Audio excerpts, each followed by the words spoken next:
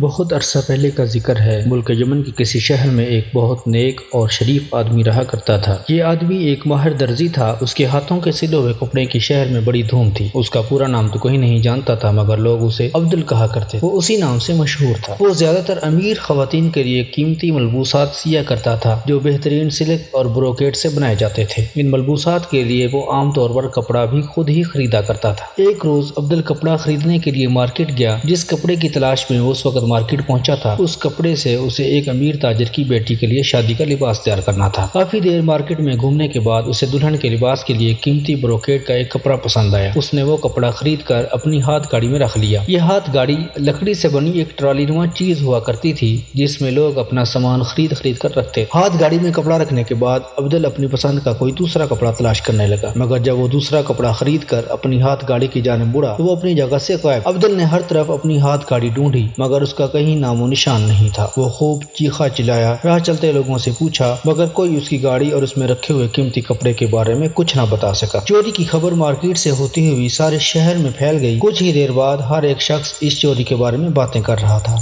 آخر یہ کس کا کام ہو سکتا ہے؟ عبدل کو اداس اور پریشان دیکھ کر اس کے چند دوست شہر کے مشہور قاضی عمر کریم کے پاس پہنچ گئے۔ عمر کریم کا انصاف کا چرچا دور دور تک تھا۔ وہ حیرت انگیز طور پر مشکل سے مشکل مقدمے کا حل ڈھونڈ نکالتا تھا، لہذا اس کی ذہانت کے سب قائل تھے۔ عمر کریم نے عبدل کو اپنی عدالت میں بلایا اور اس کی زبانی چوری کی پوری تفصیل سنی۔ ساری باتیں انتہائی غور سے سننے کے بعد قاضی عمر کریم نے ان تمام لوگوں کو عدالت میں پیش ہونے کا حکم دیا جو چوری کے وقت عبدل کے ساتھ مارکیٹ میں موجود تھے۔ ان میں مارکیٹ کے دکانداروں کے ساتھ عام خریدار بھی شامل تھے۔ جب تمام لوگ عدالت میں پہنچ گئے تو قاضی عمر کریم نے عدالت کی کارروائی شروع کی۔ کارروائی شروع کرنے سے پہلے اس نے اچھی طرح اس بات کی تسلی کر لی تھی کہ تمام افراد وہاں پہنچ گئے تھے یا نہیں۔ سب لوگ عدالت کے کمرے میں ادب کے ساتھ خاموش بیٹھے تھے، کیونکہ وہ سب قاضی کا بڑا احترام کرتے تھے اور جانتے تھے کہ وہ اس وقت مقدمے پر غور و خوض کر رہا ہے۔ قاضی نے خاموشی کے ساتھ باری باری ان سب کے چہروں پر ایک نظر ڈالی اور چند لمحوں کے بعد عدالت کے باہر کھڑے سپاہیوں کو بلایا۔ سارے سپاہی فوراً ہی قاضی صاحب کے سامنے حاضر ہو گئے۔ قاضی نے ان سب سپاہیوں کو حکم دیا کہ مارکیٹ کے باہر چوک میں لگے محافظ سپاہی کے مجسمے کو گرفتار کر کے یہاں لاؤ، کیونکہ اس نے اپنی ڈیوٹی انجام نہیں دی ہے۔ اس کی موجودگی میں یہ چوری کیسے ہوئی؟ تمام سپاہی حیرت سے قاضی کا منہ تکنے لگے۔ بالآخر ان میں سے ایک نے ہمت کر کے پوچھا، جناب آپ ایک پتھر کے مجسمے کو گرفتار کرنے کا حکم دے رہے ہیں؟ ہاں، قاضی نے فیصلہ کن لہجے میں کہا۔ فوراً اس حکم کی تعمیل کرو۔ سپاہی حکم کی تعمیل میں روانہ ہو گئے اور چوک میں نصب